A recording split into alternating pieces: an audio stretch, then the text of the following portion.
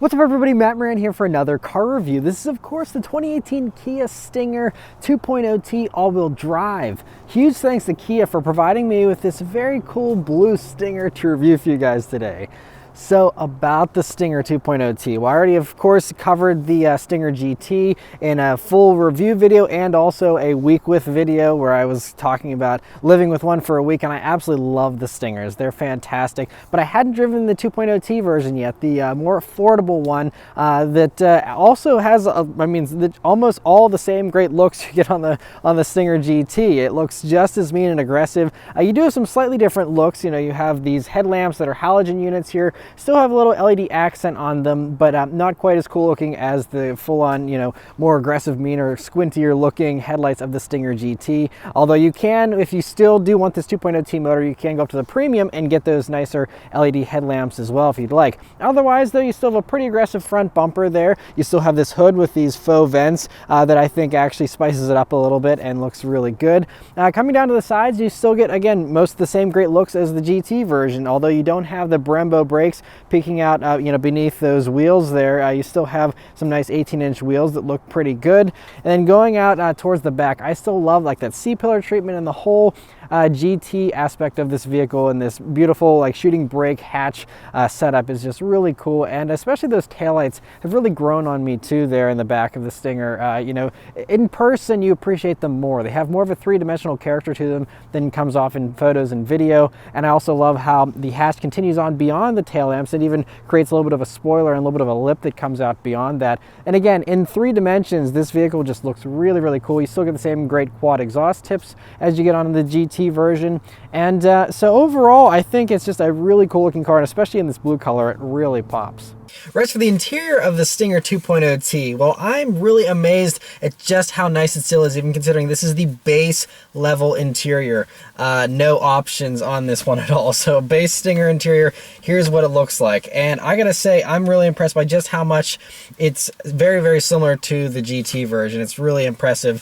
First thing, sitting down in these seats, you have these nice leather seats still here. Now they aren't adjustable like the top GT2 trim of the Stinger, so they don't have adjustable bolstering, but that's okay because the bolstering is still really good in these seats. And I mean, it's not quite as tight as you could make the adjustable ones, again, in that top level, $52,000 vehicle, but I mean, these are still fantastic seats. Really, beefy bolstering for both the torso and the thighs actually come up pretty nice. And just a really nice perforated leather seat that's still heated as well. No ventilation though, although you can step up to that again with the premium ones. But anyway, just fantastic seats still. Next to the steering wheel, which is basically identical, I think, to the GT. Still has the same perfect 9-3 grip, nice little 10 and 2 notches, nice leather wrapped wheel. It has real metal paddle shifters here on the back, which is great. Other little metal accents here around these other buttons on the steering wheel, and there are a decent amount of buttons, but very easy to get used to. And so overall, fantastic steering wheel still. Gauges in the base Stinger here are where you start to see a little bit of the cost cutting, so you have a basic little black and white screen there in the middle that doesn't give you quite as much, and it's much smaller than the larger screen you get in between those gauges. They're usually on higher Stingers, but it's still a nice little screen there. It just gives you your basic trip information. That's about it. But I still love these gauges in the Stinger, the nice analog attractive dials you have on the left and the right here. I love the fonts, and they're still just great gauges. All the basics, no additional toys, but everything you need right there in easy view. Coming over to the side of the dashboard here, it still is so impressive with just how nice it is. Again, I just thought there'd be more corner cutting than there is here with the base interior. You still have a nice padded dashboard with some stitching built into it here. Coming over to the center here, you have still the metal trim rings around these very cool looking air vents. You still have some padded material around these air vents. Now it's not quite as smooth and leathery like as what you get in the Stinger GTs and the nicer Stingers, but it still is a nice padded material. You still have metal buttons here for volume and tune knob and the radio controls, and so that's all very much appreciated. And so still very premium feeling in a lot of ways. Just so much metal in this interior, which I think sets it apart from some of the competitors that are even a little bit higher priced. Anyway, coming back up to the top of the dashboard here, you'll see this infotainment display, which is only 7 inches. Again, that is another concession of the base interior. You do get an 8-inch screen in all the other models, but this still is great. It's still high resolution, and still has all the same features as the 8-inch screen. Still has Apple CarPlay CarPlay and Android Auto, satellite radio. All that stuff is still built into there, and still just works really well. You don't have navigation either, but not a huge deal, again, since you have the Apple CarPlay and Android Auto capability. And so it works really well. Now, you don't get the Harman Kardon stereo as well, so you just have a more basic radio in here. And it sounds still really good, though. I haven't had any complaints. Obviously, the Harman Kardon sounds better, a little more powerful, but this still sounds pretty good. Again, for a bass stereo, no complaints whatsoever. Coming down, you have your climate controls here, which are, a little bit more plasticky, but look like metal on those, and still just nicely laid out and very simple. Another interesting change here, so unless you get the fully loaded GT2 Stinger, you usually get this shifter instead, which is a little like T-handle style, and I actually prefer this, I think, over, although the materials aren't quite as nice as that fully loaded Stinger, I actually really like the way this feels, just a really nice grip to it, and just a nice gear shifter. You also have the same drive mode selector here, which is great, and like I said, your little row of buttons here for heated seats, heated steering wheel, which you still get as standard even in a base Stinger, which is amazing considering so many other manufacturers charge you through the nose for that in higher trim levels. And so yeah, everything's very nicely laid out here. But next is the storage space here in the Stinger, which of course hasn't changed because of the trim level, but still is fantastic. So just to recap from my other Stinger reviews here, you have a nice pocket in the doors with a bottle holder. Coming over to the center here, you have a pretty deep little cubby. It also has 2 USB jacks, an auxiliary jack, and a power outlet in it. It has a nice cover over it as well. You have your 2 cup holders, which are a good size and nicely out of the way. And then you have this other little slot for the key or something smaller right in front of the center armrest. And then you have the center armrest, which is nice and softly padded. Feels pretty nice. And then you open that up and you see a pretty deep cubby area here that does have a removable tray, and nice to have that little separation. No additional hookups in that center console, but still plenty of room. And like I said, you have all the hookups right out in the open here, which I personally prefer. And so overall, still a great amount of storage space for a vehicle of this type. Backseat space of the Stinger is very roomy as well, like all Stingers. I'm 5'9", me sitting behind myself. I have about 5 inches of legroom to spare, so I mean tons of space back there. They have a nice little recline to the seats too, and it's just a very nice place to be. You have 2 air vents there and a little climate control knob to make it hotter or colder even back there. You'll also find a traditional power outlet and a USB jack back there for charging phones or whatever else you want to charge. And then there's a fold down center armrest as well, which has 2 cup holders built into it, and it's nicely padded. You also have bottle holders in the doors back there as well, and a good amount of headroom too, even though you have a little bit more of a slope to this back seat and the roof line. But overall, I mean, just a very spacious and very comfortable back seat. Trunk space in the Stinger is also really fantastic. So it's the hatchback setup, and so that just makes it really nice and open, and just it's such a long and wide space. It doesn't go super deep down, but it's just the sheer size of this surface area you have there just makes it feel really, really large, and you can stack stuff thanks to the hatchback design and everything. And beneath the floor, there's not a whole lot of room. You have your spare tire and stuff there, so not a whole lot of space underneath the floor, but honestly, it's so much space. I mean, you can easily fit 4 people's luggage in there with ease and probably still have room to spare. So that's just one of the nice perks here of the Stinger over stuff like its sibling, the Genesis G70 with its smaller trunk. This, you have so much more space, and really would be great for road trips, I think. All right, so start them, go for a drive. The Stinger, I love its key. It's one of the coolest keys in the industry, in my opinion. It has some nice little stitching on it. It's nicely rubberized too. It's like textured, so it doesn't slip around a whole lot, and just feels really good. You have metal buttons here on the sides of it, and the lock button is on the top here. So to lock it, it's like hitting an ignition switch for something. Just click, and it locks itself right up. And so I absolutely love this key. It's probably my favorite key I've ever used, honestly. Just awesome. But of course, it's keyless access, keyless entry, and push button start. So you just leave the key in your pocket, hit the metal engine start button, and it starts right up. All right, so setting off in the 2018 Kia Stinger 2.0T. So the first thing that you notice about the Stinger, I think I just noticed the driving position. I love the driving position here in the Stinger. It's just, you can sit nice and low in these, so it feels really sporty, and everything, the whole cowl and everything just is nice and low, so it just feels so much sportier than a lot of the competitors, and I love that about it. And other things to note here, so you have nice light steering here in comfort mode. Everything else is very responsive too. Throttle is very responsive.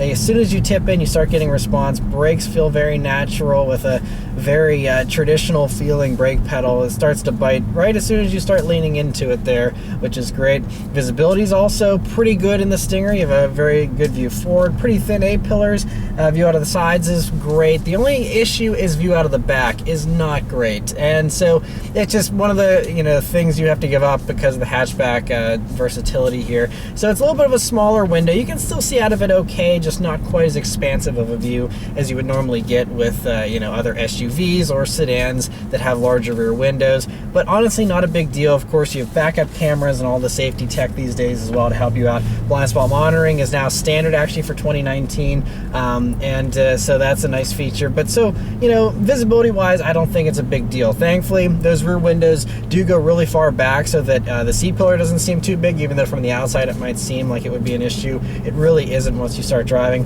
And so overall, a very easy car to drive, an easy car to park. It feels smaller and shorter than it actually is. And just cruising down a main road now, it's got such a great smooth ride. Now, you don't have the adaptive suspension like you get in the GTs on those higher trim levels, but it still is a very smooth ride. It still feels really good too so far. Even on rougher roads and stuff, it soaks everything up very nicely. There isn't any kind of creaking or rattling either, which is great, and everything feels very refined.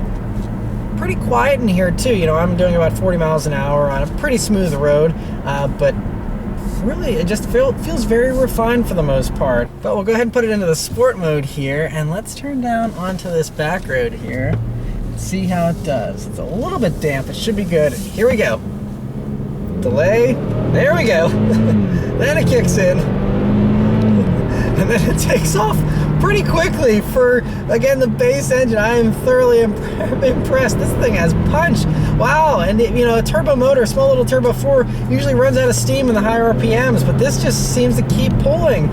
So it runs the 2-liter turbocharged 4-cylinder engine, does 255 horsepower, 260 pound-feet of torque, and it'll still do 0 to 60 in 6.1 seconds, which is about a second and a half slower than the GT version with its larger, twin turbo V6. But for a 2-liter, this is strong. I am impressed. I honestly didn't think it would scoot as well as it does. And it has a nice, just broad torque. I mean, I think they said full torque comes on at like 1,400 RPMs thanks to those turbos.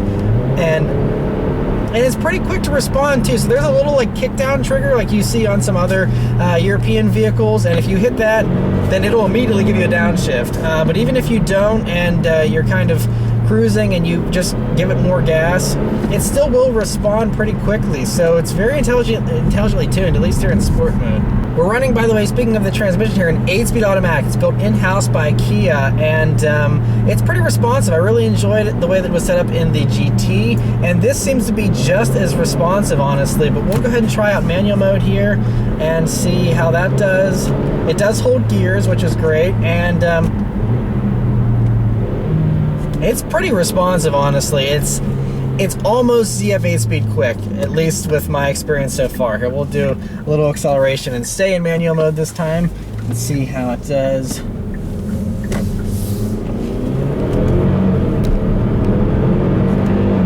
Yeah, it does a good job. I have no complaints with the way this manual shifts. or the automatic shifts in manual mode. It is very, very good.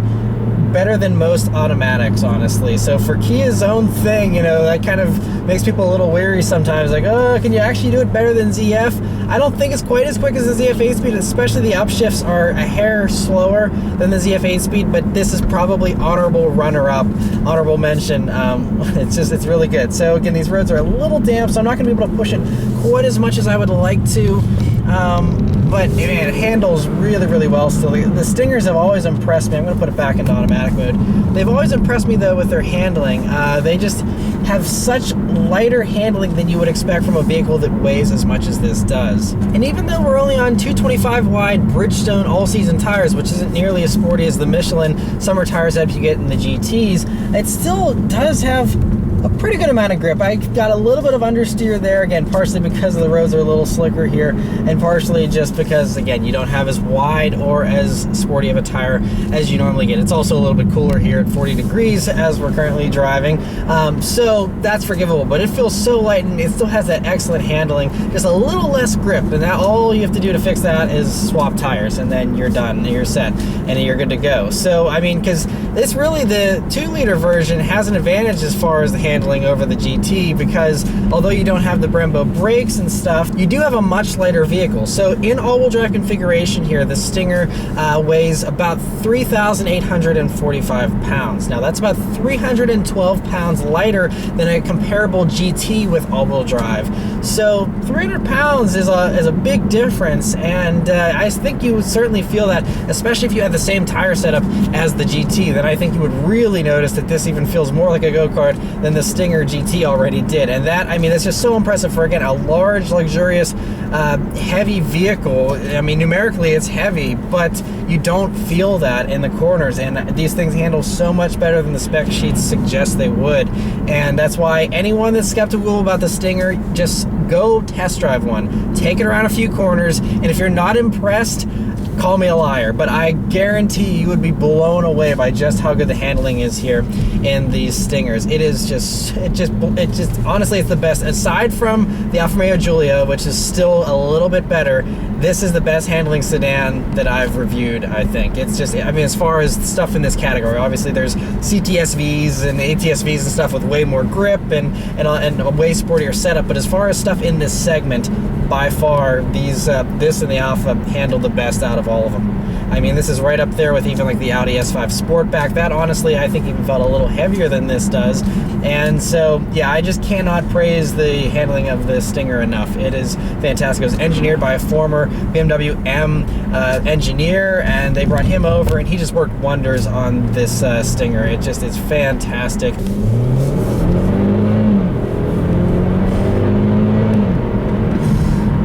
This thing is so strong.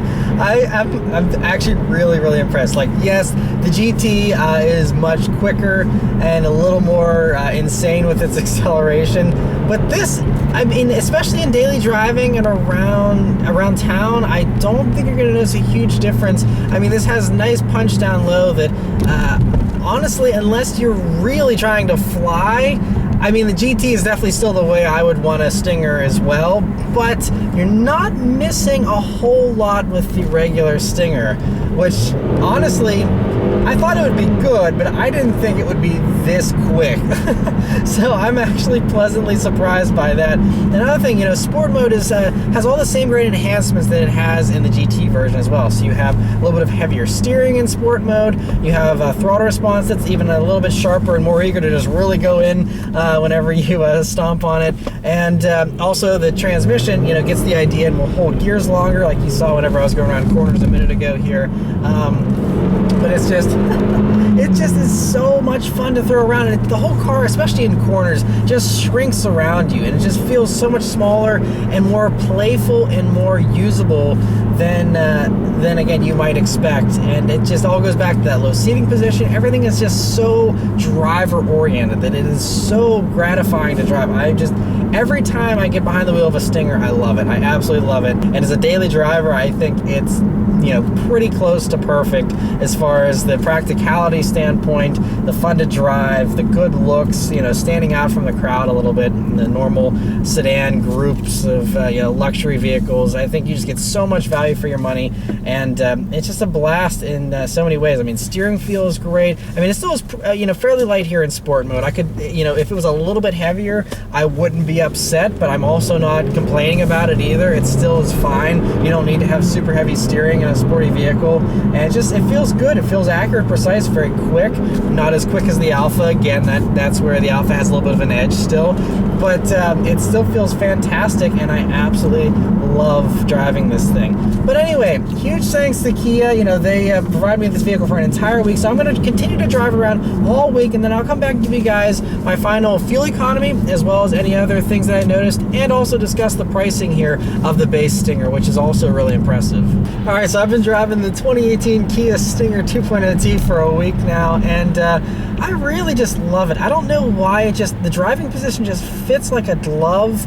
I just feel so at home driving this vehicle. Like, it's just, I don't know what it is. I just really just love driving it.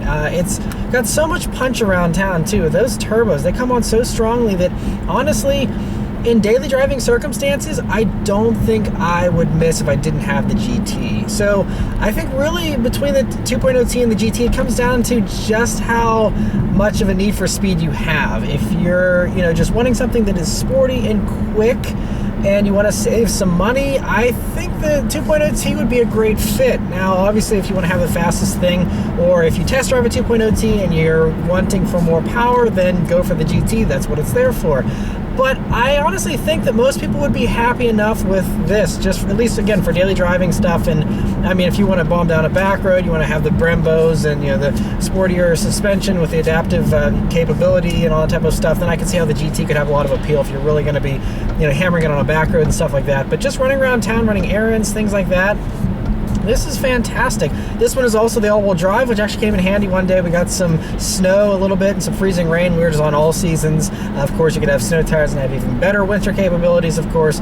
But the all-wheel drive system did a really good job of, you know, shifting power around, and I could feel it working a little bit to help me get up a steeper hill and a few other places where it just was a little more sure-footed. And so the all-wheel drive system is great. And I actually, whenever I drove both the all-wheel drive Stinger GT and the rear-wheel drive Stinger GT back-to-back on an autocross course back on the original launch of this Stinger GT, I noticed that the all-wheel drive system really doesn't hold you back a whole lot, and really, you know, allows the car to still be very playful. Both the all-wheel drive and the rear-wheel drive Stingers are set up so well and very well balanced in either configuration, so you don't really seem to miss out or lose anything. You know, get that extra weight on the spec sheet with the all-wheel drive system, but I don't think you really feel that. At least I personally don't, and I don't think you know, it really affects the car one way or another, aside from giving you that, you know, all-weather capability and the extra grip if you want it.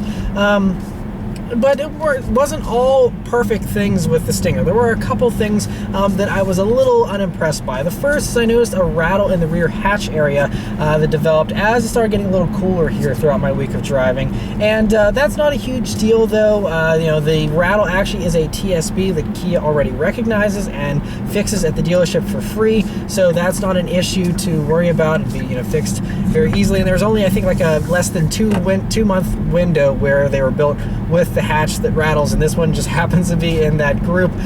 So if you get a newer one outside of that group, then you're fine. So that's one thing. Getting back to the engine, though, another thing about the 2-liter that wasn't amazing is the sound of it. Now, it doesn't sound bad, it just doesn't sound great either. It sounds very similar to any other, you know, run-of-the-mill 4-cylinder engine, very similar like Mercedes 4-cylinder turbo engine and a couple of others. You know, it doesn't sound bad or anything, but no, the GT clearly is the winner, hands down, as far as sound goes. That's obvious already, and so that would be one nice thing if you go up to the GT. You get is a little bit of a better sounding engine, but not a huge deal either with that. One thing, though, that might be a little bit of a bigger deal, depending on you know, why you would buy a Stinger 4-cylinder over the GT, is fuel economy. So I drove this vehicle about 140 miles over the week here, and I averaged 19.4 mpg, which is interesting because first off, the numbers. It's rated at 21 in the city, 29 on the highway for a combined average of 24. So my driving, I had a decent amount of highway in there, but I wouldn't say it was 50-50. Definitely more city driving, but I still was hoping to at least get the city number of 21. And the funny thing is, the GT that I had, now that was basically like a 50-50 split. I did a lot of highway driving in the GT, but I still did a lot of city as well. And anyway, in the Stinger GT, I actually averaged 21 mpg. So I got higher fuel economy in my week with the Stinger GT than I did with the Stinger 2.0. So, I mean, again, this is just my experience. Like I said, it wasn't identical driving on identical roads for the same exact amount of miles, so not an exact fair comparison with the GT, but I would just say, based off of my experience here, I wouldn't buy the 4-cylinder for any kind of fuel economy savings. I think the reason why you buy the 4-cylinder would just be because you have a much lower starting price than what you get in the GT.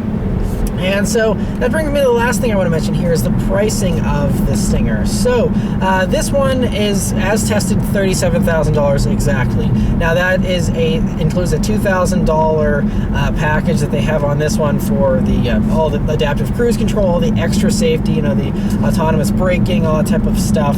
And so it has those features, and it's $2,000, and it is a little bit pricey. And everything else otherwise is standard equipment here on even a base Stinger, because like I said, otherwise this is a base Stinger. And so you can get one of these if you don't care about the safety stuff, $35,000 at MSRP.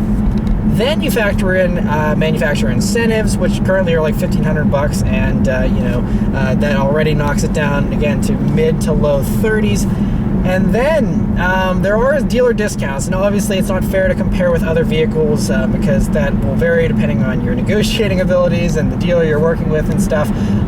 But just know there are discounts to be had on Stingers because they're not selling as highly as the Honda Accords and Toyota Camrys and stuff like that. And so you can realistically get one of these probably a decent amount cheaper than that MSRP. So if you're interested in one of these, maybe the price is a little higher than what you would like, check one out still. You might be surprised how affordable they might be able to work with you to get it in your range. And that really puts it in interesting territory because even at this $37,000 price, a WRX Limited is $36,000 with the automatic, and it's a CVT. This you have an actual 8-speed automatic that's very quick and snappy. I was really impressed with earlier in the video here, and so at MSRP you're still only $1,000 more. Now with the WRX Limited you do get LED headlamps and stuff, which on this you don't get in the Stinger 2.0T unless you go to the premium one. Those are about 40 grand, so you're about a $3,000 margin higher than a WRX Limited. But then you consider you have a much nicer, more luxurious interior in this, and that again, then once you go to that premium one, does give you the LED headlamps and a bunch of other stuff. The safety tech, all that type of stuff is already included in that $40,000 price. And then you consider the incentive, knocks it off $1,500, so now you're only $1,500 more than a WRX Limited. And then there's dealer discounts you'll most likely be able to get. Again, no guarantees, but more than likely you'll be able to get off some additional money that would put this cheaper than a WRX Limited.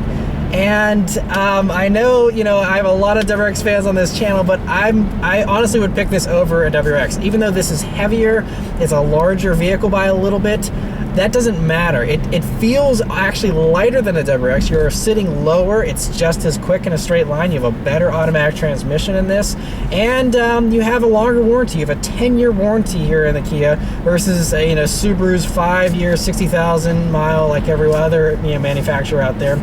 A very standard, unimpressive warranty. And I know a lot of people modify vehicles and stuff like that, so the warranty might not be a huge selling point, but for those of you who keep your vehicles stock, that's a huge deal. You have basically double almost the warranty on the Kia, and if you're one of those types of people that buys a vehicle and holds it for a long time, then that makes a lot of sense. And also, the WRX, you don't get a lot of discounts because they depreciate very slowly, and so you can get a used one, and a used one's going to be the same price as a new one half the time. So dealers aren't going to be bending over backwards at Subaru dealers to give you discounts on the WRX. They will on the Stingers, I think, a little bit more. And so whenever you consider all those things, I think this is actually a very compelling WRX competitor. If you're going for, again, the WRX Limited, obviously you can't get the Stinger in a manual or anything like that. So if you want a manual, bare bones WRX or something, you don't care about all the luxury features, clearly the WRX is still going to be the winner. But if you're like, hey, I want all these luxury features, I kind of would like an automatic if it's as quick as this one is, and all those types of things are appealing to you. And again, this comes in a hatch, which Subaru refuses to give you on the WRX. You cannot get it in a hatch anymore.